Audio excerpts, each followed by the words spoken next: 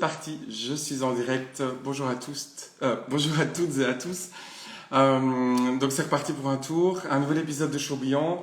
Et aujourd'hui c'est un épisode un peu spécial puisqu'on va pas parler en particulier de café, mais on va plutôt, je vois déjà que Thibaut est là.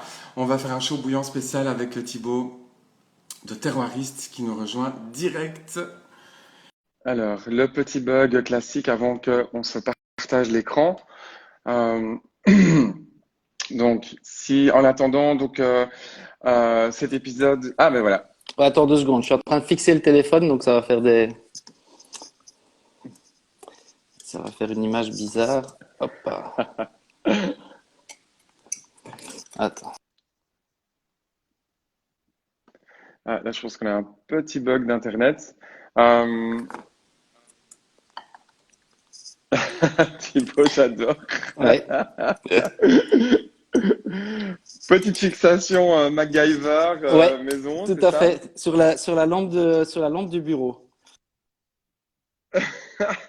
Nickel. Connexion? Ouais, ça bug un petit peu, mais on peut essayer. Je pense que ça va aller. Bah voilà, Yes, parfait. parfait, cool. Ça va? Ça va très bien. Et toi?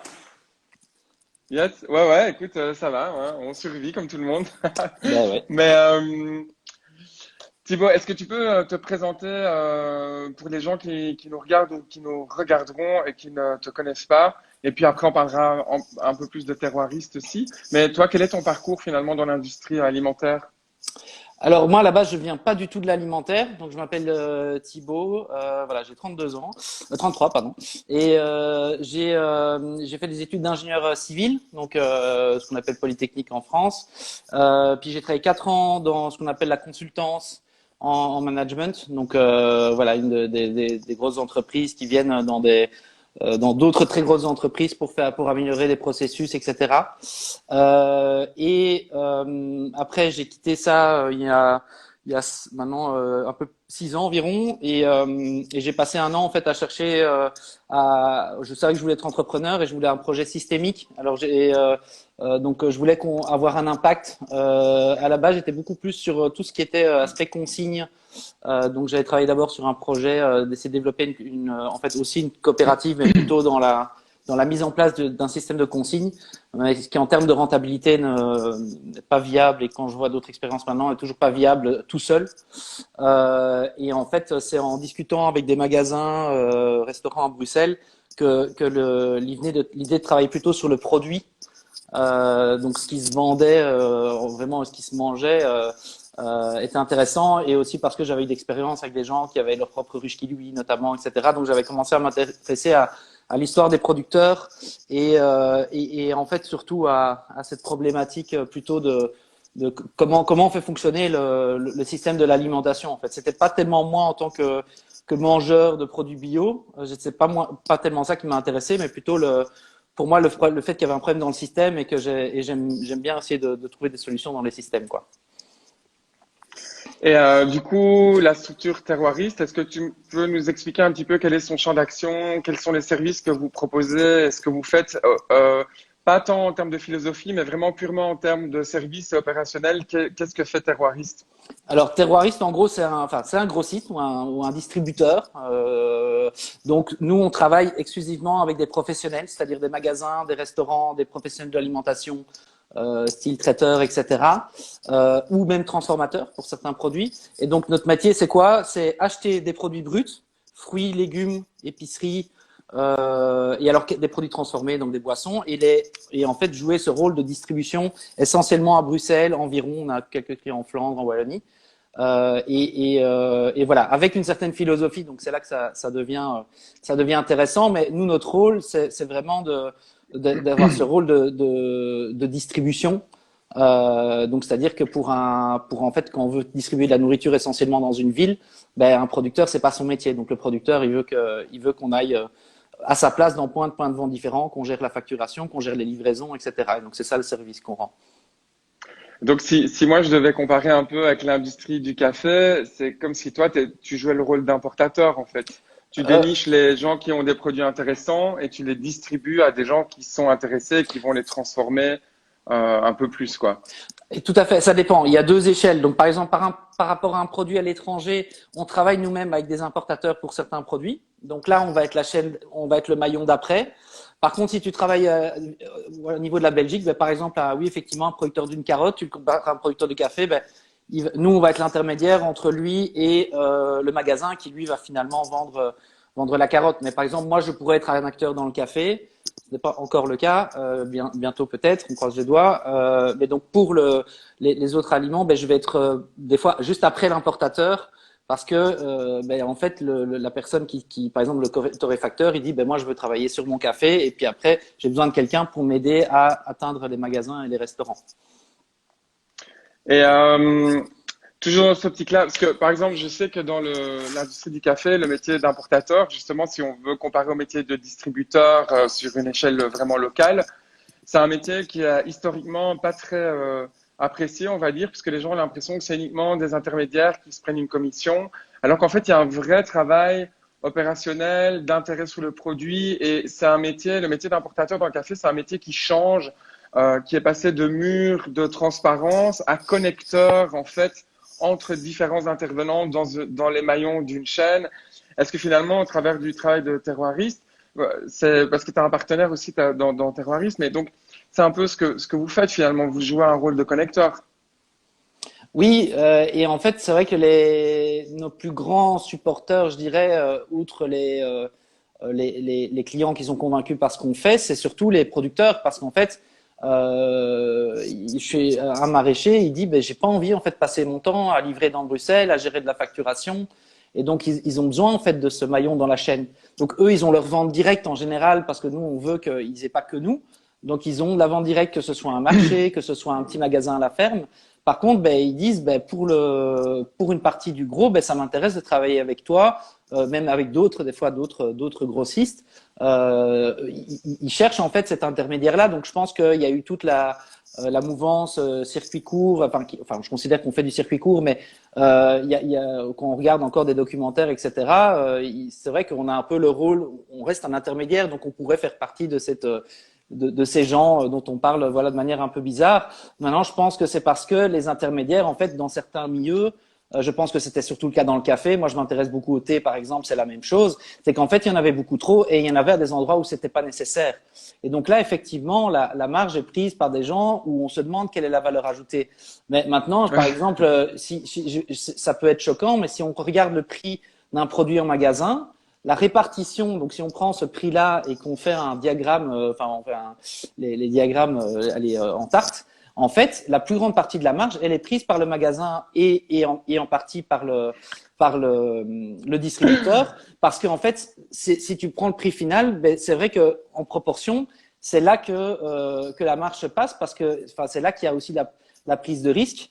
Ouais. Et qui a ben voilà, le magasin il doit payer ses employés, il doit payer son local, il doit tous les produits qu'il doit acheter parce qu'ils n'ont pas été achetés à temps, ben il doit aussi compenser ça.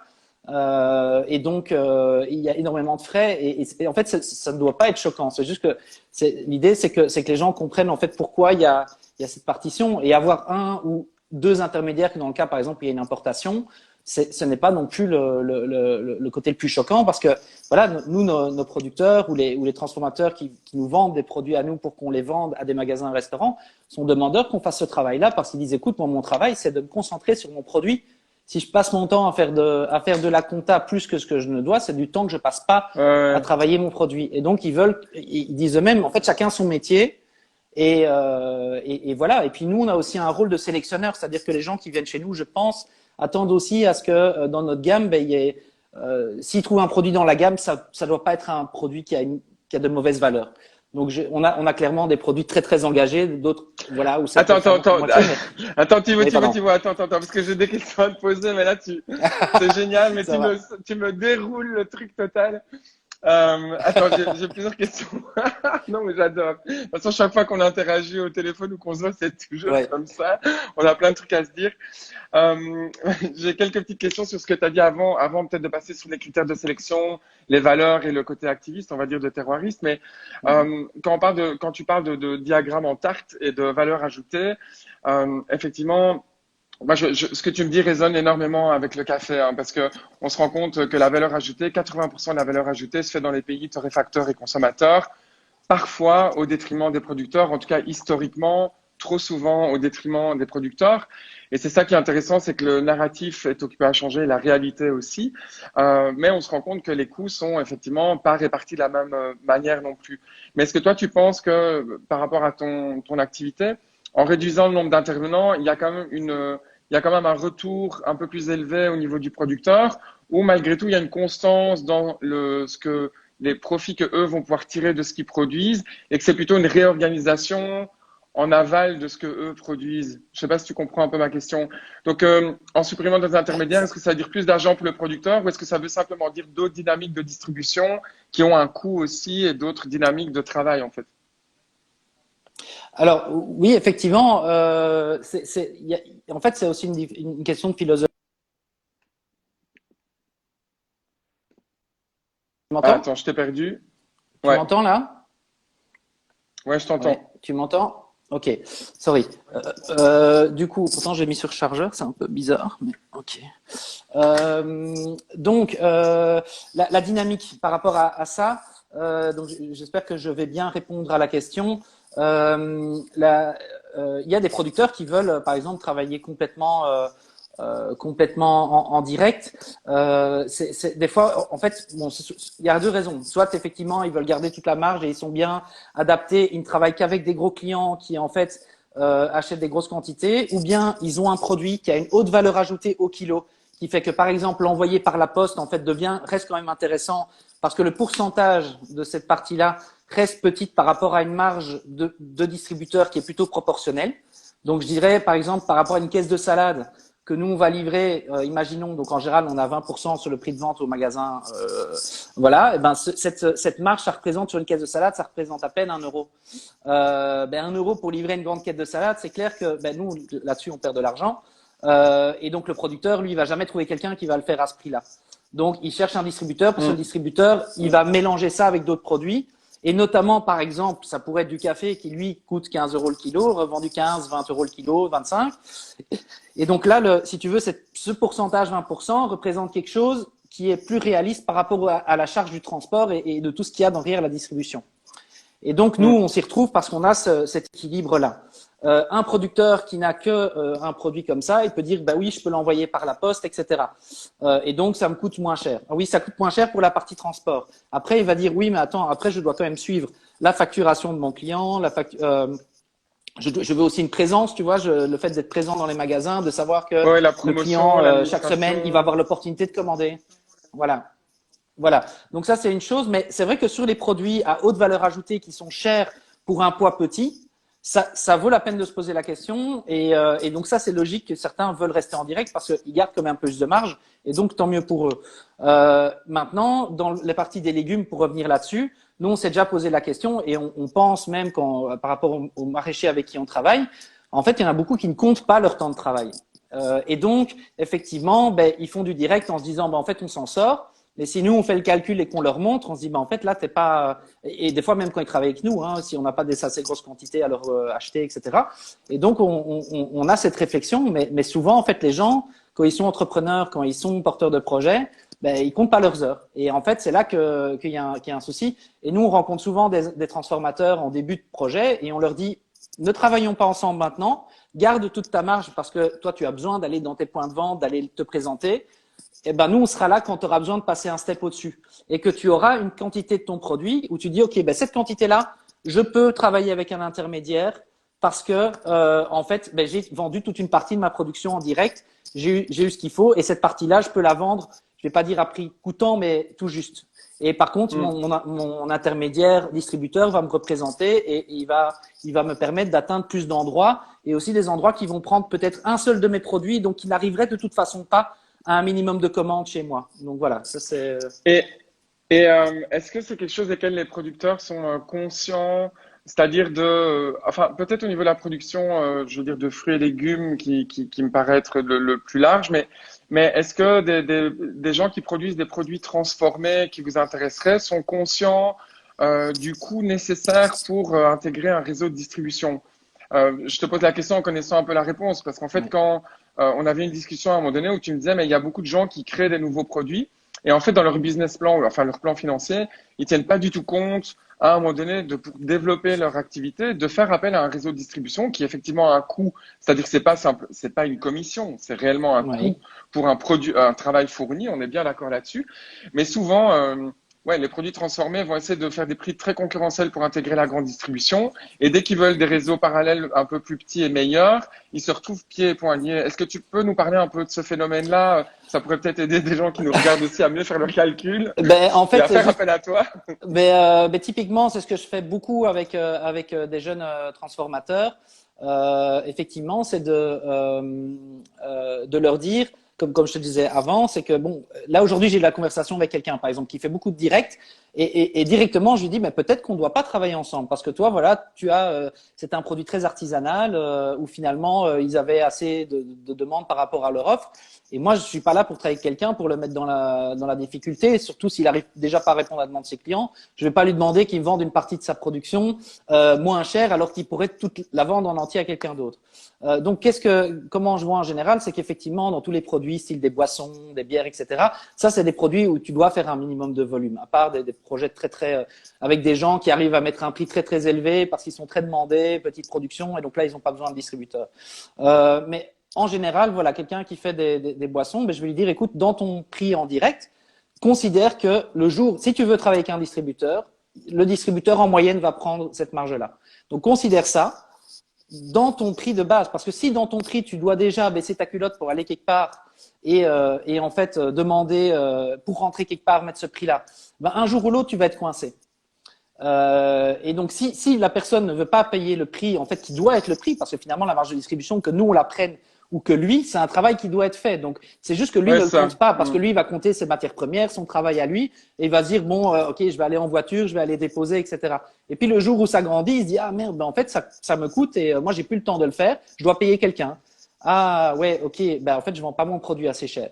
Et voilà, de nouveau, il y a plein je simplifie, hein, mais il y a plein de cas différents en fonction de la valeur ajoutée du produit, etc. Mais donc, en général, c'est ça qu'on essaie de dire pour faire en sorte que le jour où il doit faire appel à nous ou à un autre, ben, il soit préparé. Ouais, ça. Et tu parlais de circuits courts, donc de producteurs qui vendent en direct.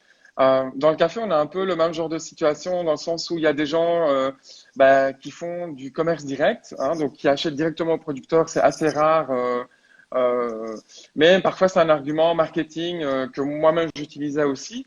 Mais je me rends compte finalement au travers de shows bouillants et de l'industrie en général, c'est que justement le métier d'importateur n'est pas un métier à diaboliser du tout. C'est au contraire, en fait, c'est vraiment un métier de connecteur. Mais donc, est-ce que, et pour moi, on parle aussi de filière courte, même si on a un importateur ou un distributeur au niveau intermédiaire. Mais quelle est ta définition à toi d'une filière courte? Ah, ça, c'est une très bonne question. Ben, nous, c'est une question en permanence parce qu'on est un distributeur et dans notre manière de grandir, on se dit, mais comment on reste cet acteur de circuit court parce que Terroiriste est connu pour ça, parce que j'étais tout seul au début. Ben bon, maintenant, je suis plus tout seul. Parce que voilà, le projet a grandi, on a des employés, on a créé de l'emploi. Et donc, comment je vais définir la filière courte? Je pense tout d'abord, il doit avoir une notion de transparence, donc d'information qui arrive à circuler. Je n'ai pas la prétention de dire que nous, on est les meilleurs. On n'a même pas encore fini notre site internet. Donc, c'est juste que c'est dans notre tête, mais qu'on l'a pas mis en place jusqu'au bout. Alors, je peux donner un exemple qui, pour nous, est quelque chose qui est important. C'est qu'on est en train, justement, de créer notre site internet. Enfin, on est en train de mettre en place notre ERP, donc le système vraiment pour les professionnels, qui va être leur système de commande, parce que pour l'instant, ils commandent via un Excel. Et ben, dans ce système, dans nos besoins, donc ce qu'on est en train de dire, voilà, ça doit être en place. C'est notre esprit, c'est de dire, en fait, il y a des magasins ou des restaurants, en fonction de qui ils sont, ils auront accès à certains produits ou pas. Et en fait, l'idée, c'est d'implémenter une sorte de fait, ok, moi je m'appelle magasin X, je vais avoir accès aux légumes plutôt de ce producteur-là. Si ce producteur-là n'a pas ce légume, je vais voir celui d'un autre. Alors, ça n'a aucun sens pour un grossiste parce qu'un grossiste, il est censé faire du simple. Donc, je prends un producteur, je le vends, je fais une petite marge et je m'en sors sur le volume. Et nous, on assume ce côté un peu différencié. Donc, on essaye de garder les marges basses, mais notre esprit, nos valeurs, comment dire, systémiques et notre combat finalement sociétal, c'est ça, c'est de dire, ben, on est un intermédiaire, mais on veut garder au moins un moyen d'avoir une sorte de lien. Et pour nous, c'est par exemple le fait de dire, ben voilà, au lieu d'avoir un gros producteur de carottes, on en a trois. Et quand les trois en produisent, eh ben chacun en fait a ses filières de distribution via nous. Et nous, on fait le lien. Donc ça, c'est ce qu'on essaye de mettre en place.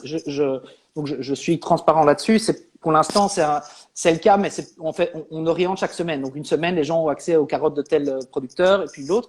Mais c'est un problème de système. C'est le fait que notre système ne le permet pas.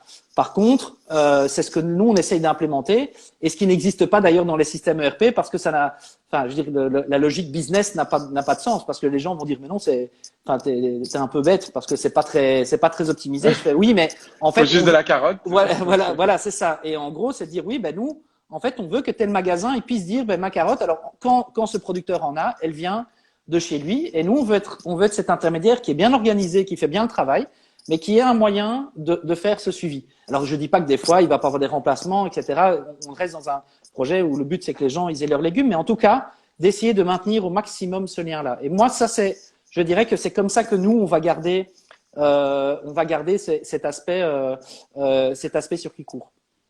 Et donc, ça veut dire que les critères, ils sont basés parfois sur sur la distance, la disponibilité, le profil gustatif d'une carotte par rapport à une autre pour prendre la carotte. C'est quoi les critères finalement? Alors, pour une carotte, c'est un bon exemple parce que c'est un produit très compliqué, surtout en magasin. Parce qu'en magasin, les carottes, les gens aiment bien les carottes, les grandes carottes oranges, enfin qui ont bien calibrées, bien fluo, etc. Ouais. Ça veut pas dire qu'elles ont eu des produits, hein, mais quand elles sont bio, ça veut dire qu'elles ont été brossées très fort dans des machines assez puissantes. Et donc, c'est vrai que les carottes de certains de nos producteurs, même bien lavées et tout, en général, des fois, dans un magasin, ça va partir un peu moins. Par contre, les restaurants vont les préférer. Nous, notre force, c'est qu'on travaille avec des restaurants et des magasins. Donc, les restaurants, eux, ce qu'ils veulent, c'est le goût. Et donc, c'est eux aussi qui valident. Et donc, en général, on va avoir tendance, justement, dans ce système de choix, on va dire, ben, tiens, le restaurant, lui, il préfère mettre 10 cents de plus, mais il veut avoir, en fait, ou même 20 cents, mais avoir le légume de ce producteur-là.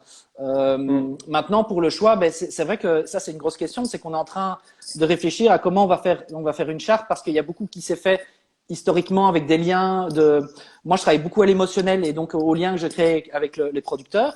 Même quand je vais à l'étranger, que je rencontre des gens, ben, je reviens des fois avec un produit et je demande au restaurant, tiens, bon, moi, je suis pas un connaisseur, dis-moi ce que t'en penses. Et les gens disent, ah, c'est super bon. Et en fait, moi, je dis, bah, tant mieux. En fait, c'est un gars super sympa. Et ça, c'est quelque chose de très intéressant. C'est pas du tout scientifique, mais historiquement, dans la gamme de produits qu'on a créés, eh ben j'ai rarement eu des surprises négatives. C'est-à-dire que quand je travaille avec quelqu'un où j'avais un bon fit dans les valeurs, dans la discussion, eh ben derrière le produit, quand je le faisais goûter, il était complètement validé. Alors qu'en soi, c'est moi qui avais eu lien et que le restaurateur, il s'en fout de la personne avec qui j'ai parlé. Donc ça, c'est quelque chose d'intéressant, mais c'est pas du tout scientifique. Mais voilà, je pense que j'ai la chance d'avoir ou qu'on m'a amené aux bons endroits et que quand j'ai un bon fit avec quelqu'un, en général, ben la qualité suit. Donc ça, c'est pas très voilà, en termes de circuit court, c'est un peu bizarre, mais je pense que dans le café, c'est la même chose. Il y a les acteurs ici à Bruxelles qui travaillent bien, ils ont peut-être pas les moyens d'aller sur place, mais je pense que s'ils appellent un producteur, etc., bon, il y en a certains qui vont faire du très très bon travail en n'étant pas super, voilà, qui ont pas. En Belgique, on est très très chaleureux, donc des fois on est un peu surpris dans d'autres pays, mais je pense qu'il y a ce côté aussi de feeling, et ça c'est difficile de le mettre dans une charte. Ouais, c'est très difficile parce que c'est vraiment des philosophies différentes. Là où moi je bossais, quand on testait, par exemple, quand on faisait un contrôle de qualité, on le faisait toujours à l'aveugle. Donc, c'est-à-dire pour ne absolument mettre aucune émotion et avoir au moins une base qui va être purement, comment est-ce qu'on dit, organoleptique, ou en Oui. tout cas basée sur le goût. Et ensuite, on regardait ce qu'on avait et on comparait les cotes qu'on donnait au café. Parce qu'en fait, quand tu dois acheter des grandes quantités qu'il faut les vendre après, il faut quand même s'assurer qu'il n'y ait pas trop d'émotifs qui rentrent dans l'équation, en tout cas pour certains. Après, ce dont on parlait aussi au téléphone, c'est que voilà, il y a tout un débat dans le café de spécialité de dire, OK, mais les producteurs ne produisent pas 100% de spécialité. Donc, même quand Mhm. ils ont des cafés qui scorent très haut et qu'on apprécie ce qu'ils achètent, on pourrait être en droit de leur acheter une production moins bonne aussi, de la marketer différemment, de la vendre à un prix différent, mais de soutenir la production d'un producteur et de ne pas être obsédé par le meilleur du meilleur du meilleur en permanence. Ça, c'est un des grands débats actuellement dans le café de spécialité, c'est de voir est-ce qu'on privilégie le soutien à un producteur ou est-ce qu'on se base vraiment sur le caractère gustatif et le potentiel d'un café.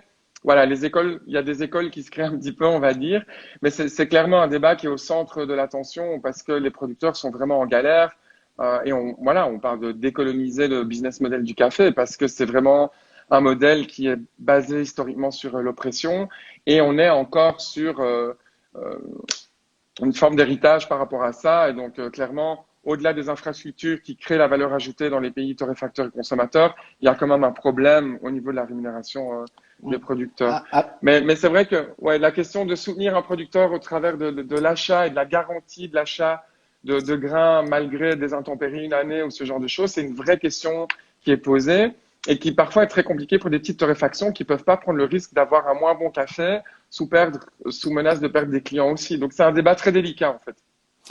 oui, et alors par rapport au prix, je voulais dire que la différence quand même chez nous par rapport au café, surtout sur les fruits et légumes, c'est qu'en fait, même si les producteurs choisissent le prix de vente, il est choisi en fonction d'une certaine réalité. C'est-à-dire qu'en fait, ils regardent les prix à la criée, ils se disent, bon, terroiristes, ils vont réussir à vendre notre produit seulement s'ils sont enfin, dans cette gamme-là. Et donc, Compétitif ouais, quoi. Ouais. voilà, c'est ça. Et donc, il y a quand même enfin, les prix sont clairement poussés par la criée, enfin, et puis et aussi indirectement par Interbio, qui est le gros grossiste en Belgique sur le fruit et légumes et qui fait un peu la pluie et le beau temps. C'est-à-dire qu'un jour on avait donc nous on a une productrice d'agrumes en Sicile, donc on travaille avec le fruit et légumes belge, mais on a un peu de complément évidemment pour des produits qu'on n'a pas, mais on travaille de la même manière, c'est-à-dire qu'on a des relations long terme et on se rendait compte qu'on avait des caisses de pamplemousse qui bougeaient pas, alors qu'on sait qu'on a une très très bonne qualité pour le pamplemousse et donc voilà. Et en fait, on les a même arrêtés parce qu'à un moment, il y en avait 6 caisses qui sont restées dans le frigo pendant des semaines parce qu'on se rendait compte qu'en fait, nous, on les achetait plus cher que le prix auquel ils étaient vendus chez Interbio. Donc sans notre marge Ouais, de ça. transport, etc. Et alors qu'en général, c'est un produit où on était un peu plus cher, mais là, on voyait même, enfin finalement, on a dû le vendre 0,80 cents moins, enfin 0, à 80% du prix auquel on l'a acheté. Donc on a perdu de l'argent en fait. En livrant, on perdait de l'argent. En plus, on faisait de l'effort pour aller livrer, mais au moins c'était pas jeté.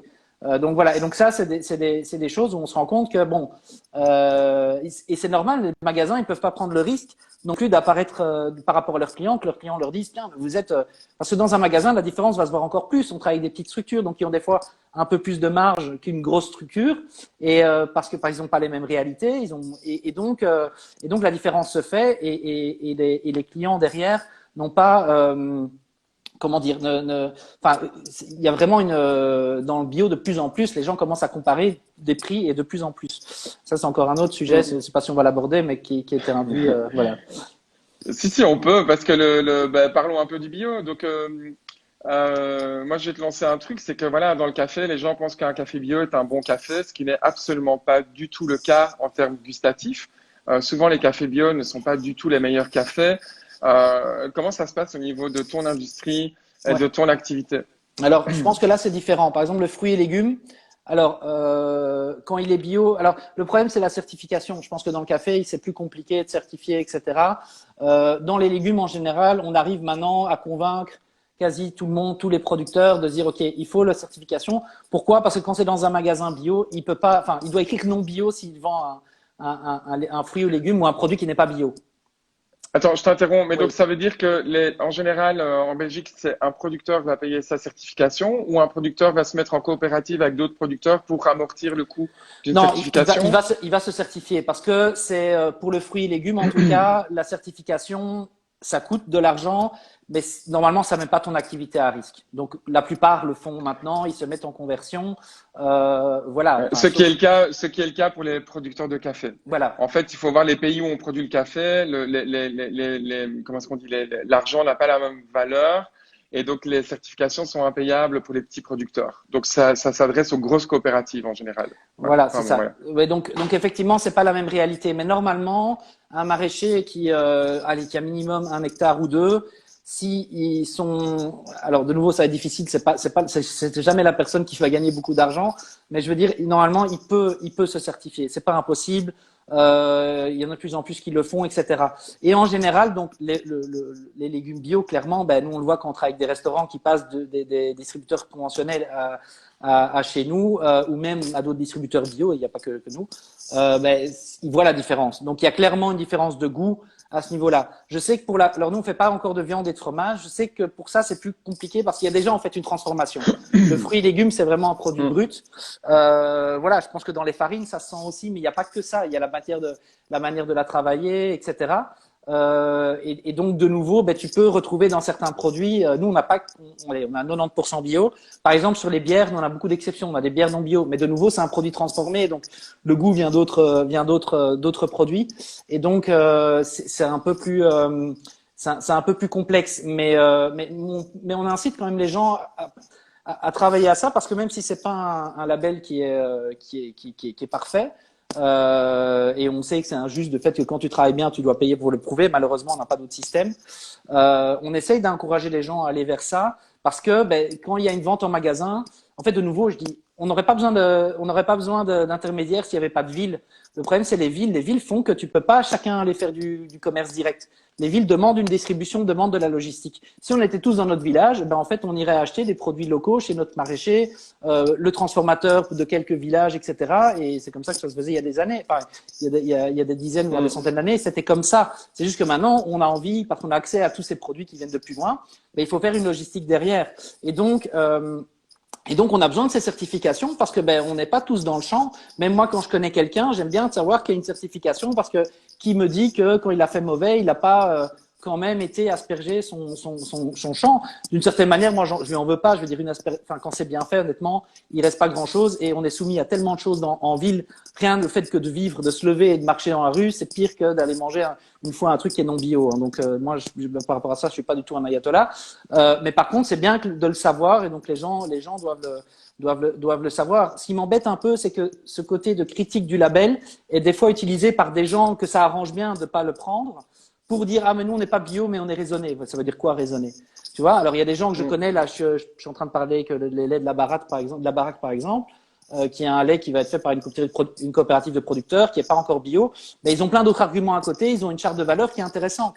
Et voilà. Mais donc pour moi je leur dis écoutez, je suis pas contre le fait de travailler avec vous juste parce que vous n'êtes pas bio, mais en tout cas c'est intéressant d'avoir la discussion et voilà. Mais par contre je pense que sur le long terme c'est important de se dire oui il y a quand même quelque chose derrière ce label, ou alors en tout cas de prendre toutes les choses positives dans ce label, mais il faut qu'il y ait un moyen et que quelqu'un le vérifie, et ça coûte de l'argent et tu peux pas le faire tout seul, donc un label ça te sert à ça, c'est mutualiser les coûts de vérification en fait. Et bon là, c'est vraiment une question qui est peut-être très ou trop technique, mais tu vois, moi quand je disais un petit peu sur le bio, bon, j'ai appris que ça voulait dire qu'il n'y avait pas d'usage de pesticides de synthèse, mais qu'il y a quand même des pesticides naturels qui peuvent être extrêmement dommageables, comme le soufre, le cobalt, le cuivre. On parle de la bouillie bordelaise, de choses comme ça. Est-ce que le bio à tout prix fait sens aussi? Et est-ce que finalement, est-ce qu'il ne faut pas autre chose que uniquement le bio pour être certain qu'il y ait du bon travail? Alors, la bouillie bordelaise, c'est un bon exemple. C'est un produit qui est accepté en bio. Après, tous ne l'utilisent pas. Je pense que pour certaines cultures, c'est malheureusement. Enfin, moi, par exemple, pour les pommes de terre, je connais des producteurs. On travaille avec des producteurs qui n'en utilisent pas.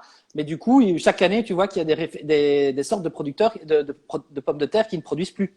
Parce qu'ils disent, celle-là, en fait, maintenant, si j'ai pas de bouillie bordelaise, en fait, elle va être attaquée par certains insectes, certains nuisibles.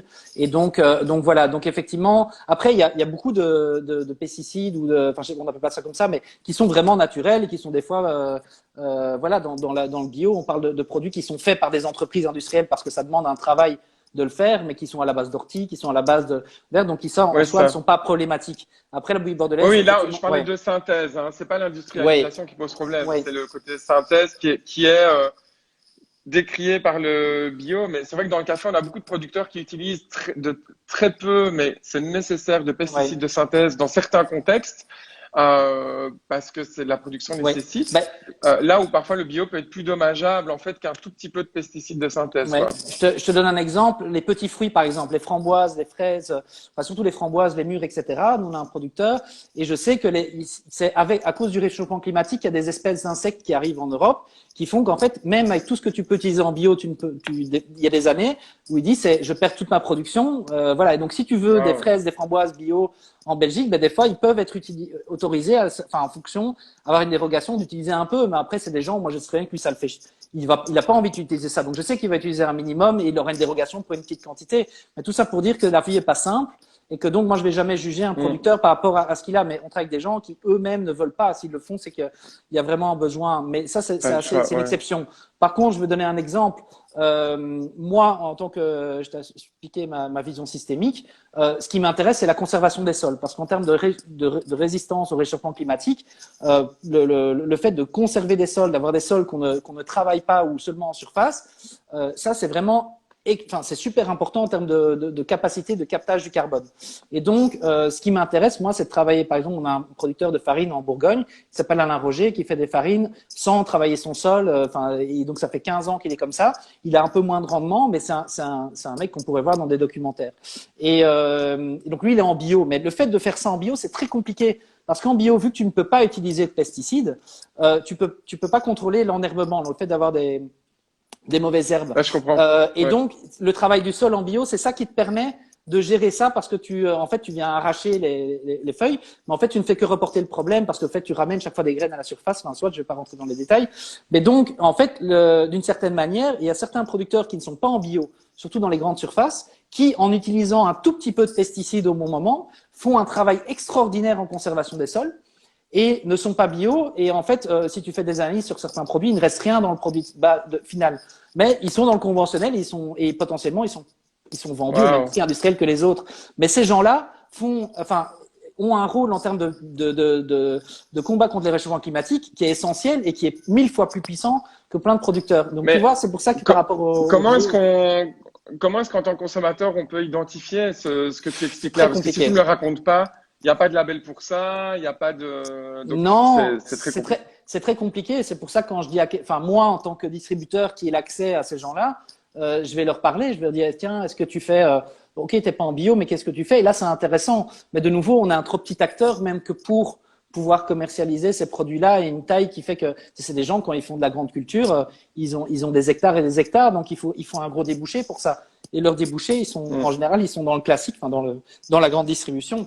Et donc finalement, quel est leur intérêt à part leur amour du sol et leur amour de leur terre qui font que ben ouais, eux ils veulent garder une terre qui soit forte et qui soit meilleure pour leurs enfants, mais finalement ce sera beaucoup plus de travail Mm. et beaucoup plus de chichi parce que c'est vraiment minutieux quoi. Et donc voilà.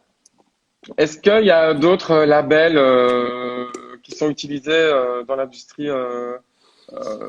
allez, fruits et légumes? Je sais pas comment dire en fait. On dit quoi? Bah, L'industrie fruits et je légumes? sais pas, là, oui, enfin, en soi, Alimentaire? ouais, écoute, je sais qu'il y a un label qui est en train d'être, au niveau, je pense, de Nature et Progrès, qui est en train d'essayer de sortir, enfin, ils essayent de développer quelque chose, un peu plus que le bio. Bah, il y a le fair trade, bah, bon, voilà, ça, on a eu la discussion à deux. Il y a des Ah, gens qui le font. label équitable, ouais, ouais. Ouais, c'est ça, équitable. Ouais. Ça se fait en Belgique Ben non, parce qu'en fait, il y a, ou en France? En mais en France? fait, non, en France, il y a un label qu'ils appellent Nord-Nord. Je pense Fairtrade Nord-Nord ou quelque chose comme ça. Mais je t'avoue que je suis pas encore très au courant, mais je sais que notamment Terra Etica et Eticable ont commencé une gamme avec des producteurs qui font, qu'ils appellent Nord-Nord, c'est des gens qui viennent d'Italie, de France, et ils appliquent les mêmes règles qu'ils font avec les producteurs du Sud. Et ce qui est marrant, c'est que en soi, c'était des producteurs avec qui nous on travaillait aussi, donc c'est-à-dire qu'on faisait pas trop mal notre boulot. Mais donc, Donc ça voilà. veut dire qu'il y a un besoin de plus d'équitabilité dans la production à cause des problèmes des prix qui sont trop bas, par exemple? Ben, ça dépend le produit. De nouveau, quand dans le café, quand tu fais un très bon produit, ben, ce que je comprends, c'est qu'il y a des gens qui se battent pour avoir ton produit. Moi, il y a dans la nourriture, la même chose. Il y a certains producteurs qui ont qui ont le pouvoir de négociation. Donc eux, en général, ils n'ont pas le souci. Après, dans le bio, en général, il y a une certaine demande. Donc à un moment, ça dépend vraiment d'un produit à l'autre. Mais je pense que ce label est intéressant. Moi, je pense que c'est intéressant qu'il y ait ces labels qui soient faits. Maintenant, de nouveau, il y a le label Prix Juste en Belgique, par exemple, mais c'est quoi un prix juste? Ben, un prix juste, par exemple, pour un producteur qui fait 50 hectares d'un produit, ben, en fait, ça va être un prix très bas. Et tandis que pour Ouais, le mec, ouais, ben ouais. oui, mais pour lui, ça va être juste. Par contre, pour un mec qui en a 2 hectares et qui a en plus qui a d'autres légumes et puis qui du coup doit se spécifier, ben voilà. Et en plus, ça va peut-être même, enfin, alors là je simplifie, mais le mec qui fait 50 hectares, c'est pas très bien en termes de diversité. Mais disons un mec qui en fait 10 ou qui est spécialisé mais a une taille pas trop forte, ben lui, il va avoir un prix de revient qui est assez compétitif pour son produit par rapport au mec qui en fait 2 hectares et voilà. Mais en fait, le mec qui fait 2 hectares, finalement, des fois, il est dans un entre-deux qui fait que il préfère un peu moins pour le faire vraiment en mode manuel, en vente directe, un peu plus cher, et il devrait pas le vendre en gros parce que même via nous, parce que ce serait trop. Donc, c'est toujours une histoire et pour chaque légume, pour chaque produit, il y a un peu cette notion de taille et d'équilibre à trouver, Ouais, quoi. ouais. Parce que tu vois, dans le café, en fait, il y a une multitude de labels à un point où en fait le consommateur il comprend même plus très bien ce qu'il achète, Mhm. puisque les gens ne vont pas regarder les chartes de valeur et que chaque label a ses spécificités, qu'on pense qu'un label forcément c'est une meilleure rémunération, alors que certains labels ne mentionnent pas du tout. Le bio, par exemple, n'est pas du Ouais. tout lié à la Non, rémunération d'un producteur. non. Euh, et donc c'est vrai que voilà. Et puis bon, moi j'en parle souvent, mais c'est vrai que je bois pas du vin équitable. Ouais. J'ai jamais vraiment entendu parler d'un label équitable pour la production de Mhm. vin. Alors ça vaut toujours le coup quand même de se poser la question pourquoi est-ce qu'on en a besoin pour la production de commodités comme le café, le thé, le chocolat. Voilà, ça pose un débat de fond. Mais donc c'est vrai que en Europe, on a plutôt tendance quoi, à leur avoir un label bio et quelques labels qui se développent, mais c'est à peu près tout ce qu'on a dans le paysage des labels, quoi. Bah, À part peut-être les grosses entreprises qui créent leur propre label, mais ouais, ça c'est encore un autre point. ouais. Écoute, bah, c'est intéressant, c'est que c'est compliqué parce qu'un label, ça demande beaucoup de personnes qui doivent l'avoir. Donc enfin, moi, je serais assez intéressant un jour à participer avec d'autres structures engagées. Nous, on discute un peu avec Farm, par exemple, etc., ou des autres chaînes de magasins qui ont un peu plus de pouvoir en disant, les gars, ben, ensemble, qu'est-ce que vous voulez mettre comme valeur et qu'on définisse certaines choses, quoi. Même si certains sont plus engagés que d'autres. Voilà, pour se différencier vraiment de la grande distribution et ne Hmm. pas créer la même chose juste dans le bio, parce que dans le bio, il y a quand même beaucoup de gens avec une bonne une envie. Il y a des producteurs qui ont aussi du coup un peu plus de pouvoir en termes de prix. Et pour revenir au prix juste, moi c'est ce que je veux tout souvent expliquer quand je fais de l'éducation et que c'est un peu difficile à entendre, c'est qu'en fait justement, je parlais par exemple du producteur qui a en fait 10 hectares, qui a un certain prix. Donc du coup, tu vas avoir un magasin, imaginons à Bruxelles, qui lui est très gros, qui va faire beaucoup de chiffres et donc qui va prendre des petites marges aussi pour attirer les gens, qui va faire une sorte de marché où il va vendre un produit pas cher. Alors en soi, à ce niveau-là, ben, personne n'aura vraiment perdu de l'argent. C'est pas les gens qui ont exploité quelqu'un. Le producteur, il a eu son argent. Le distributeur, il vend énormément, donc il peut encore même diminuer ses marges parce qu'ils ont des accords et qu'ils payent leur trésorerie à temps, etc. Donc ils auront payé un produit moins cher que nous, qui sera pas plus injuste. Pour te dire, même pour dire un exemple, il y a des produits où nous on achète un peu moins cher que d'autres gros grossistes parce que ben, les gens veulent travailler avec nous, ils savent que nous on va plus passer de temps à défendre leurs produits, etc. Et donc il y a des négociations qui se font et donc des fois nous on achète moins cher que des fois quelqu'un qui achète plus chez eux, mais c'est parce qu'il y a une coopération qui est différente. Donc ça c'est moi Ouais. j'ai pas de problème à le dire. Par contre donc pour revenir sur l'exemple de ce gros magasin qui va vendre ça, personne n'aura été exploité, enfin à ma connaissance, peut-être les stagiaires, mais dans le magasin. Mais par contre, ce qui moi me dérange, je reviens sur la vision systémique, c'est que ça aura mis dans la tête des gens que le prix juste pour on va prendre le kilo de carottes, ben c'est, je sais pas moi, c'est 1,10 €, 1,20 €. Ben non. Ok, là tu l'as eu moins cher, mais c'est parce qu'il y a une certaine consistance. Et en fait, Hmm. il y a un contexte. Et donc le problème, c'est que on refait la même chose dans le bio qu'on a fait dans le conventionnel, c'est-à-dire C'est affreux en fait. voilà, de Mais- dire que le produit c'est pas cher. Moi, quand je vois un café de spécialité, le travail qu'il y a derrière, le fait qu'un torréfacteur ici engagé comme les Or, les Gust, les Mamenoka, enfin les Wide Awake, Mock, etc. Ils achètent à un prix Velvet et autres, ils achètent à un prix très cher qui est des fois 3, 4, 5 fois plus élevé, et en fait, leur prix de revente est à peine une fois et demie plus élevé que du normal. Et eux, comment ils Et se payent pas toujours, Ouais, pas sur les blends B2B. oui. Parfois, ils sont moins chers que des Voilà, en plus. producteurs industriels Ouais. Oui, qui après, marketent la qualité. oui, après l'industriel, c'est parce qu'il vend sa machine à café. Il loue sa machine à café dans le prix aussi.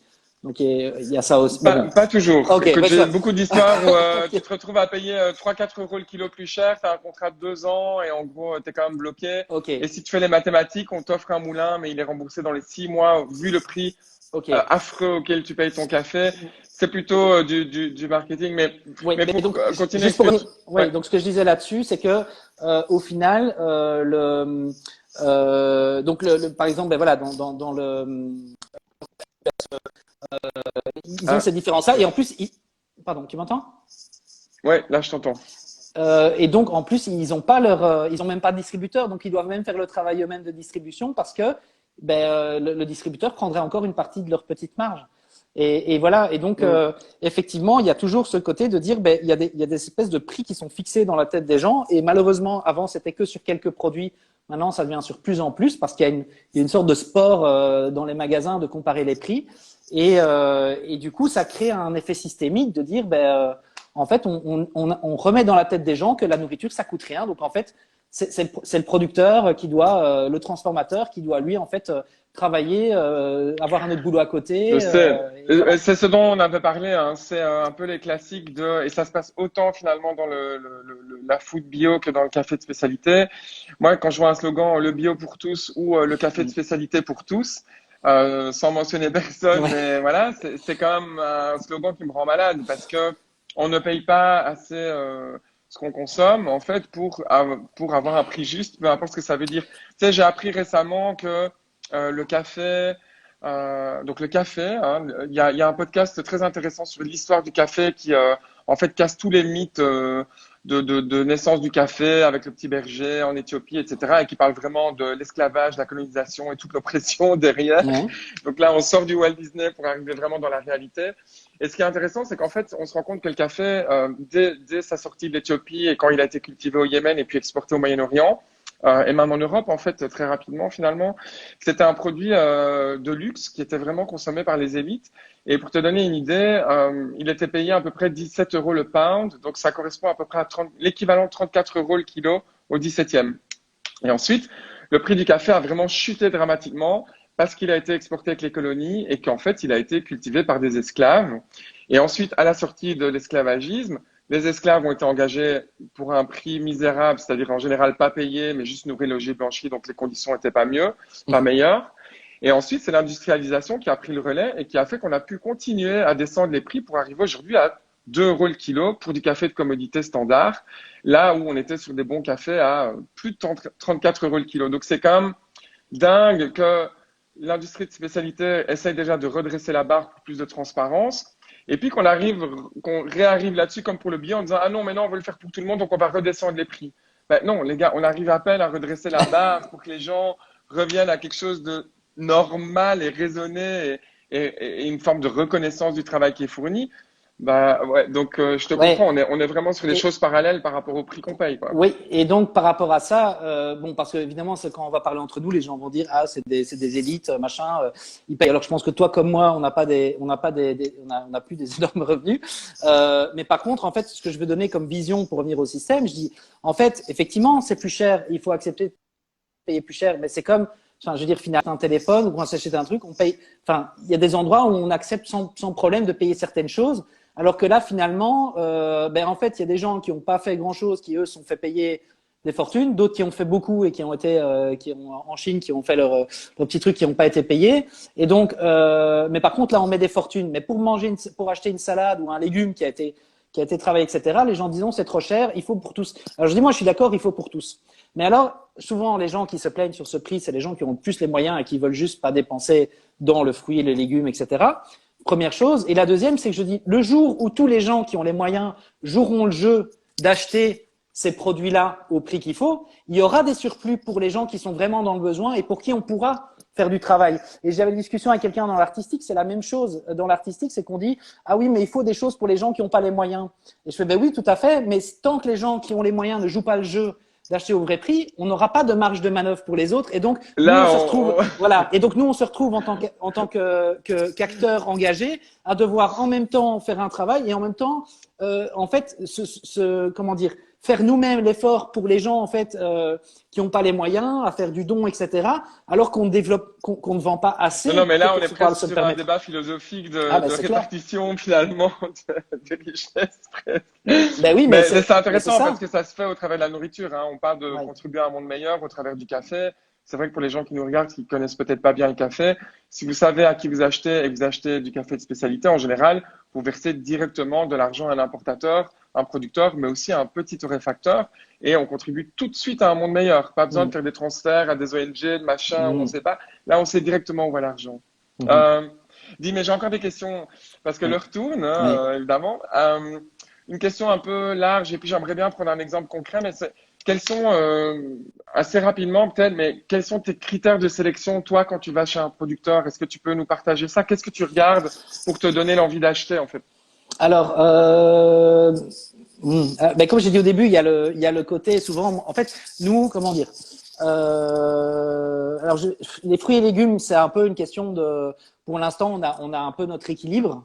Donc le dernier avec qui on travaille, c'est Driss Delanotte, parce qu'avec du Monde des Mille Couleurs, qui est assez connu parce qu'il travaille pas mal de grands chefs et qui en fait lui avec la crise s'est retrouvé sans débit et donc voilà, il pouvait plus vendre à des gens qui étaient prêts à payer le prix pour ses légumes. Et donc lui, voilà, il nous a proposé avec un prix de gros. Et donc une fois par semaine, on lui achète ses légumes. Il y a la ferme du Peuplier avec qui on travaille qui rachète via nous à lui aussi parce qu'eux, ils ont pas mal de marchés. Donc ils jouent le jeu de faire fonctionner ces producteurs-là parce qu'eux, via les marchés, ont un bon débit. Donc ça, c'est un nouveau Mais produit. donc, Ouais. au niveau des critères, Oui, c'est pardon. quoi? Donc Donc, mais déjà c'est juste la qualité la alors? qualité, parce que si on travaille avec des restaurants, ben, il faut que la J'espère. qualité elle suive derrière. Moi, alors, et ça, je sais pas le mesurer, c'est le feeling aussi, c'est dire c'est qui, on échange sur l'histoire, c'est des gens à qui je vais me sentir à l'aise quand on va parler des productions, des gens que je vais sentir qu'ils ont un impact. Souvent, je pense pas seulement à l'écologique, j'aime bien le sociétal. Je donne un exemple, la ferme du Peuplier, où évidemment ils sont bio, mais par exemple, Gwenaël donne des contrats à ses employés, il donne les gens sont employés sur le long terme. Moi, par exemple, j'aimerais bien travailler avec la Finca, qui est une superbe ferme à Wezenbeek. Et en fait, nous-mêmes, on n'a même pas les moyens parce que eux, ils ont fait un vrai calcul de leur prix et ils demandent le vrai prix par rapport à leur coût parce qu'ils ont tous des gens en CDI qui travaillent chez eux. Ben, pour te dire, pour nous, c'est pas possible d'acheter à ce prix-là parce que, enfin, si, on pourrait acheter, mais on vendrait pas. Enfin, je dirais, il n'y aurait pas de Ouais, ouais, demande. ouais, ouais. En tant que nous grossistes, je veux dire, si tu as un magasin, un restaurant, tu peux travailler avec eux en direct. Mais voilà, et donc souvent c'est un exemple que je donne en disant, mais regardez, eux ils ont fait le vrai calcul. Et ben comme par hasard, il y a peu de gens qui arrivent. Eux ils le vendent en direct, c'est une grande partie. Ils travaillent avec certains grands restos, et donc ça c'est vraiment génial. Mais donc juste pour dire que pour moi c'est quelque chose auquel il faut faire attention. Et alors en général sur les produits, ben j'avoue oui, il y a un côté de feeling, il y a un côté est-ce que nos clients les demandent aussi parce que nous on a une réalité économique qui fait que quand on fait des livraisons, on doit arriver à une certaine rentabilité. Donc il y a des produits des fois qui se présentent comme ça et puis on regarde est-ce que ça rentre dans notre charte de valeur. Mais c'est vrai que pour être honnête avec toi, avec mon associé Rémi, des fois on se dit bah tiens maintenant il est temps de faire une charte et de voir voilà qu'est-ce qu'on met en avant ou bien moi je réfléchis plutôt à une manière de dire dans Terroiriste on a une série de produits, il faut que les gens voient un peu une sorte de classement qu'on a fait selon quelle valeur. Et vu que nous on a une coopérative, qu'on va mettre ce système de coopérative en place, c'est-à-dire qu'en fait les magasins et restaurants a priori vont pouvoir devenir coopérateurs de Terroiriste, donc ça va appartenir en même temps à ces magasins et restaurants. On va voir avec eux en disant voilà quels sont vos besoins. Et si on doit prendre certains produits un peu moins valeureux, il faut que ce soit clair en disant ok, il y en a qui sont vraiment les produits vraiment labellisés terroiristes à fond, sur lesquels en général même on gagne pas notre vie, mais c'est plus des genre Alain Roger par exemple, on va quasi rien gagner là-dessus parce que c'est déjà un produit plus cher, etc. Mais c'est un peu notre fer de lance, c'est des gens qu'on veut soutenir, c'est des vraies relations. Et donc je pense que ça va se faire là, c'est qu'on va mettre en place une certaine différence. Et donc, pour répondre à ta question, les critères, c'est la qualité, clairement, le bio ou pas. Donc voilà, clairement, bio, c'est déjà un plus. Après, il y a d'autres labels, un biodynamique qui va plus haut, etc. Et puis, moi, je demande engagement sociétal en général. Pour donner un exemple, une fois, j'avais un produit super bien marketé, un produit italien du sud de l'Italie que j'ai vu arriver sur le marché maintenant par des importateurs italiens, que moi, j'ai pas pris parce que quand j'ai envoyé un mail aux gens, j'ai posé des questions et la seule chose qu'ils m'ont répondu, c'est alors on a tel label, tel label, tel label, tel label, tel label, tel label. Je ne connaissais même pas ces labels-là et je dis oui, mais vous n'avez pas répondu à mes questions. Et puis je me suis renseigné parce que j'ai quand même un petit réseau dans les pays du sud. Et donc là, je me suis rendu compte que c'était pas si clair. Et vu que j'avais pas de réponse du producteur, j'ai dit ok, là il y a pas de lien. honnêtement, j'aurais rentré ce produit, j'en aurais vendu plein. Et ben là, j'ai dit, OK, je poursuis pas la discussion parce que il y avait un truc c'était Waouh, trop c'est beau, quoi. chaud. Tu vois, c'était Ouais. trop beau.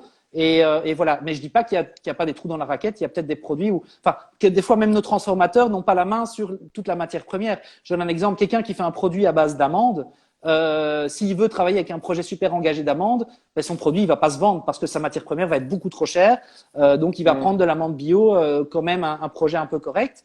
Mais le transformateur en Belgique, ben, son coût, ça va être déjà sa main d'œuvre en Belgique qui va coûter une fortune. Donc si tu veux vendre un produit, ben, tu as un transformateur, tu peux pas faire tout ce que tu veux. Donc ça, c'est Ouais, aussi ouais, c'est clair. une autre question. Donc nous, c'est vrai qu'avec des transformateurs, par exemple, on demande c'est quoi ta matière première. Pour les bières, je vais mettre très fort en avant la brasserie coopérative liégeoise et la Bajau. Enfin, non, la Bajau, c'est leur bière et donc la brasserie de la Lesse aussi, parce que c'est des projets qui sont en bio, mais qui en plus ont des accords avec des fermiers pour leur malt, pour le houblon. Et donc ça, c'est des produits que je vais mettre en avant, même si à côté, j'ai aussi des bières qui sont plus populaires, un peu plus dans le côté beer geek, donc je veux dire dans le café spécialité, ce serait un peu les cools, quoi. Et ces produits-là, en général, il y a un peu moins de recherche au niveau de la matière première. Mais bon, c'est un produit qui est demandé, donc et c'est des gens qui ont une belle approche de qualité. Donc là, la qualité, elle y est. Et on se dit à Terroiriste, ben écoute, on va travailler avec eux. Et peut-être que sur le long terme, eh ben on va peut-être pouvoir leur faire réfléchir sur leur approvisionnement. Donc ça, c'est l'approche qu'on a, c'est de dire, Mm. on essaie de constituer une offre. Après, il y a plein de produits qu'on n'a pas en tant que grossiste aussi. Hein. On n'a pas constitué une gamme en disant on est grossiste, on doit avoir ça, ça, ça, ça, ça, ça, ça. Et du coup, Ouais, on va ouais, trouver ouais. absolument. Nous, on n'a pas fait. Donc les gens savent que chez nous, ils trouvent pas tout parce que la gamme s'est faite en fonction des rencontres qu'on a fait. Et ok, bah, merci. Et là, une question concrète parce que au téléphone, tu m'avais parlé un petit peu justement de produits espagnols qui ont peut-être Ouais. parfois moins bonne réputation par rapport à l'Italie. Bon, moi, j'ai regardé ce reportage affreux sur la tomate, entre la tomate californienne, chinoise et italienne qui est pas plus reluisante au Ouais. niveau de la culture. Je me suis dit, mais c'est l'horreur. Enfin, moi, j'adore les pâtes Ouais. tomates, je cuisine ça tout le temps. Et là, tout à coup, je suis complètement coincé à me dire, mais qu'est-ce que j'achète? Comment est-ce que je sais ce que j'achète?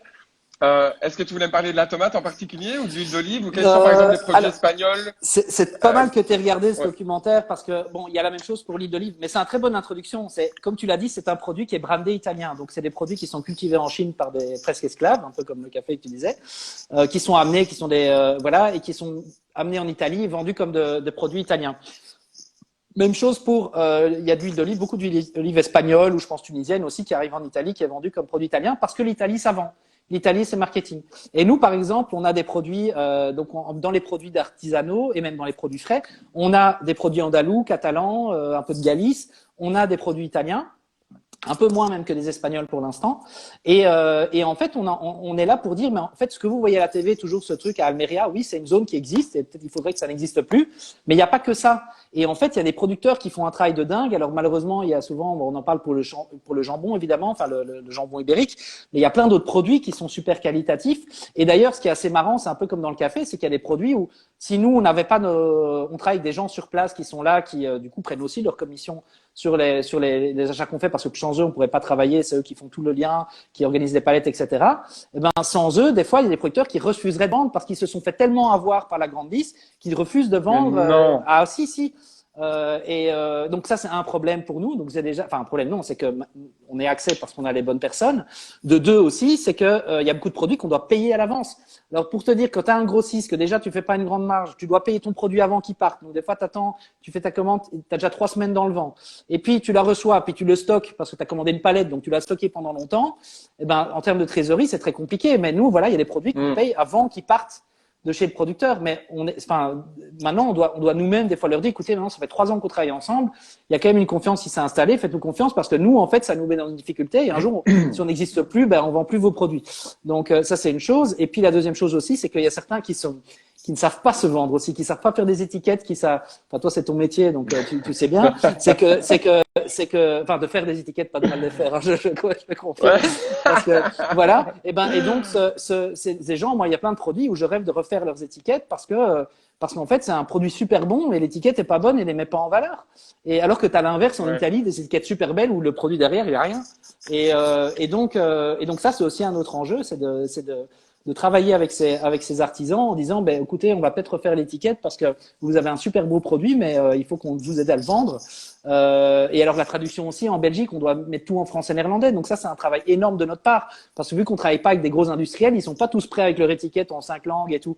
Bah non, il faut faire nous-mêmes. Des fois, nous, il y a plein de produits, on met nous-mêmes au début des contre-étiquettes qu'on va mettre qu'on va coller sur les produits. Donc on doit ouvrir les caisses ou bien alors on les donne sur une feuille au magasin. Donc c'est un suivi pas possible, etc. Donc tous les magasins qui travaillent avec nous le savent parce qu'ils disent, bah ouais, l'AFSCA va demander qu'il y ait un truc. Donc nous, on fait ce travail-là avec chaque produit. Et donc ça, c'est un peu la notion. Et donc pour revenir au côté Espagne, Italie, etc., c'est que voilà, on a des très bons produits grecs, très bons produits italiens, très bons produits espagnols. Et ce qui compte, c'est le producteur derrière, c'est ce qu'il fait. Mais il faut arrêter de juger sur un pays. En fait, il y a une production en Andalousie, en frais aussi. Nous on travaille avec une coopérative andalouse. Ils exportent juste, ils vendent déjà en direct. Donc eux, ils ont leur vente directe locale. Mais il faut savoir que souvent, en Espagne, en Italie, ça commence, mais le bio n'est pas recherché spécialement. Les gens s'en foutent. C'est pas du tout comme ici. Il n'y a pas autant de magasins bio, de magasins qualitatifs. Et donc, ils n'ont pas assez de vente directe. Mais il y en a qui ont quand même une vente directe sur place. Ça montre qu'ils sont vraiment qualitatifs avec des certains prix. Et à côté, ils font un peu d'exportation avec nous, avec d'autres. Et donc, dans les magasins, je leur dis, écoutez, voilà, vous avez un document de 10 pages sur ce producteur, montrez-le et dites-leur, ben voilà, en Espagne, il n'y a pas que Almeria. Il y en a d'autres. Et donc, et des fois qui sont meilleurs que l'équivalent parce que le client va dire, je veux un truc italien. Ben ouais, et le truc italien, t'as été voir, en fait, comment il travaille? Ben non. Donc voilà, c'est complexe et il faut pas avoir des choses de jugement. Moi, j'ai plein de produits espagnols. Je pense que les gens hallucineraient et de dire ah ouais, là, la qualité, ben ouais, ben c'est un super bon produit catalan. Une passata catalane est incroyable. Ben oui, ce qui compte, c'est le travail derrière. Hein. Donc, Ouais, mais attends, du coup, moi, ma frustration, tu me parles de tout ça, mais moi, j'ai envie d'acheter tes produits. Mais donc, tu t'adresses aux professionnels de la restauration en général. Il n'y a pas de point de vente terroiriste pour les consommateurs Ah si, finaux, bah quoi. les magasins. Nous, le but c'est que la terroiriste, on travaille avec des magasins. Donc, je donne un exemple. Il y a un magasin qui nous suit depuis très longtemps, qui est le Super Monkey, qui est un magasin à Saint-Gilles, qui a fait le choix de dire, bah, nous, on respecte, ils achètent énormément de fruits et légumes chez nous. Et en disant, même si c'est des fois un peu plus cher, les clients, ils savent là-bas, ils voient, il y a une étiquette verte qui dit petit producteur. Bon, entre nous, petit producteur, c'est pas toujours la bonne notion parce que moi, on devrait dire producteur engagé ou autre, mais soit. Et donc, les gens savent que ces étiquettes-là, ça vient de terroiriste. Et donc, il y a un travail, etc., qui est bien fait. Après, l'idée, c'est pas non plus de dire que les autres font un mauvais travail à côté, mais c'est qu'il y a un engagement. Non, non, non, bien sûr. Et voilà. Et donc, il y a des magasins qui font ce choix en disant, voilà, tant qu'il n'y a pas une différence trop grande par rapport à un grossiste classique, ben, on fait le choix de soutenir ce projet-là. Et voilà. Et moi, c'est en ça que je crois. Je crois beaucoup aussi aux épiceries de quartier, c'est-à-dire des épiceries, en général, les épiceries bio, les magasins bio, en fait, les gens rentrent et on compare tous les magasins bio. Et c'est là le problème parce que du coup, tu as une vraie comparaison même sur plein sur des produits et donc tu empêches l'amélioration. Et donc, je pense que dans les épiceries de quartier, revenir à un système où ton épicier du coin, en fait, il a aussi un peu de bio, il a un peu aussi de produits qualitatifs. Et nous, on aimerait bien, on touche de plus en plus ces épiceries qui veulent savoir d'où ça vient. Tout seuls, ils peuvent pas faire le travail d'aller sourcer tout. Et ben, c'est pour ça qu'on en a fait une coopérative terroiriste pour que ces gens puissent devenir même un peu acteurs et puissent dire à leurs clients, ah ben ouais, ben donc ça vient de chez terroiriste, ça vient de chez tel producteur. On est aussi coopérateur de cette coopérative, donc on a un engagement vis-à-vis d'eux et c'est ça qui peut créer qui peut créer une émulation et alors les clients peuvent soutenir en disant ah ouais c'est bien, ben du coup je vais continuer à acheter ce produit-là et ça c'est chouette. Donc en fait notre communication à nous, elle est envers elle s'adresse aux clients de nos clients à nous en disant ben allez dans ce magasin-là parce que en tout cas sur ces produits-là ben vous les trouverez là-bas. Moi j'aimerais bien en fait sur notre site internet qu'on est en train de construire, j'aimerais bien que à long terme les gens puissent dire enfin en tout cas qu'on puisse voir OK cette gamme, je parle d'Alain Roger, ben tu peux la trouver je sais pas moi au Petit Mercado à Saint-Gilles. Tu peux trouver les pâtes. C'est trop bien de pouvoir faire la voilà. connexion. Ça manque cruellement, hein, finalement. Ces débats de filières courtes et de producteurs sont au centre du débat, mais en même temps, c'est vrai que c'est pas encore assez courant de pouvoir accéder à cette information facilement, en tout cas. C'est que pour l'instant, par exemple, moi, je fais des stories Instagram avec Terroiriste et quand il y a par exemple, voilà, on a rentré une gamme de pickles français du nord de la France, super chouette. Eh bien, ça s'appelle les trois chouettes en fait. Et du coup, on les a, ils sont rentrés dans un magasin. Le magasin, il fait une story. Ben moi, je vais la partager en disant, vous pouvez trouver tel produit là-bas. Bon, c'est encore du bricolage, mais bon, l'idée c'est de soutenir le magasin en disant, t'as fait le choix de mettre ce produit en avant, ben nous on Ouais. va, s'il y a des gens qui nous suivent et qui sont dans ton coin, ben on va essayer qu'ils viennent chez toi. Et c'est ça Ouais. c'est ça l'idée de la communication de la coopérative. Ouais. Cool. Bah, écoute, en fait, il est déjà 20h04, donc on arrive un peu au terme de ce show bouillant. Mhm. Mais peut-être avant qu'on termine, est-ce qu'il y a quelque chose que tu veux rajouter par rapport à l'actualité terroiriste? Est-ce qu'il y a des choses qui vont se passer là dans les semaines qui viennent, en particulier, à part le site? Euh, Et Est-ce qu'il y a d'autres et le choses? nouveau logo surtout, avec un graphiste mystère totalement incompétent. Hmm. Donc Mais voilà, non. est-ce qu'au Euh, niveau vraiment est-ce qu'il y a des nouvelles collaborations? Bon, j'imagine que ça c'est tout le temps, mais est-ce qu'il y a des choses que tu veux partager en particulier ou finalement Écoute, la nous vie continue? on est sur un projet qui va normalement, c'est un tout petit peu plus long terme et c'est en cours de préparation, mais on est en train de travailler une intégration potentielle avec une entreprise de travail adapté, donc d'aller un peu plus loin, c'est-à-dire de faire en sorte que l'activité de terroiriste, en tout cas la partie physique, soit faite par des ouvriers qui sont porteurs de handicap. Et donc on a été approché par une entreprise de travail adapté pour travailler sur une intégration. C'est assez ambitieux parce que ça demande, Hmm. en fait, ça demande de passer un step au-dessus en professionnalisation. Mais là-dessus, on est plus qu'au stade de projet, c'est-à-dire qu'on a déjà créé une structure, etc. Et donc l'idée, c'est d'effectivement pouvoir avoir une vraie approche vis-à-vis de l'alimentation de Bruxelles et de se présenter comme un acteur, voilà, un des acteurs en tout cas intéressant pour les magasins, les restaurants qui souhaitent voilà, en fait, se questionner. Bon, Terroiris, c'était ça, c'était se questionner sur leur approvisionnement, qui souhaitent s'engager un peu, apprendre à savoir un peu plus.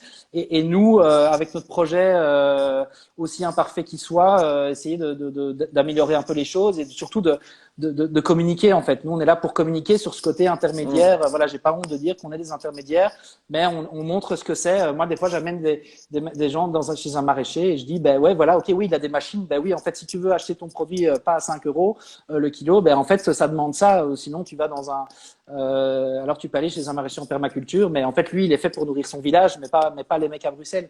Sauf si tu payes Hmm. 5 euros ton kilo de carottes. Et donc voilà, c'est vraiment ça l'idée, c'est d'avancer là-dessus à Bruxelles, d'être un acteur où les gens les magasins, les restaurants viennent en disant voilà, j'ai envie d'améliorer, de travailler sur mon approvisionnement. Qu'est-ce que je peux faire? Et donc voilà. Et donc nous dans le café, effectivement, on aimerait bien avoir une gamme de café qui commence. Alors peut-être pas que du spécialité, mais on aimerait bien commencer par ça parce que ça rentre dans nos valeurs en tant que terroiriste de dire ben, dans le café spécialité, il y a une approche producteur et surtout, comme tu l'as dit tout à l'heure, il y a une approche qualitative depuis le champ enfin le verger plutôt, c'est des fruits, jusqu'à la tasse où même le consommateur chez lui peut encore faire des erreurs. Donc c'est pour moi le produit le plus compliqué, je pense à ce C'est niveau-là, clair. parce que tu peux faire des erreurs du début à la fin et donc voilà. Mais je suis là pour vous aider. Voilà. Ben, en parlant de ça, avant qu'on clôture, je vais quand même faire une précision. Donc, pour l'instant, les coffee tours et les cours sont suspendus officiellement. Je dis officiellement parce que je donne cours en école Horeca, donc à l'EFP et à Horeca Format Bruxelles. Mais donc, à partir du mois de mai, je vais tout reprogrammer pour toute l'année. Donc, les coffee cours, les coffee tours, et je continue la consultance dans le secteur Horeca. Donc, Ouais. si vous nous regardez, n'hésitez pas à vous inscrire à ma newsletter et à la plateforme Discord. Il y a le lien sur mon compte Instagram qui est un ensemble de chat rooms sur le café avec des amateurs et des professionnels qui répondent à toutes vos questions et qui partagent plein de littérature, des podcasts, des documentaires vidéo.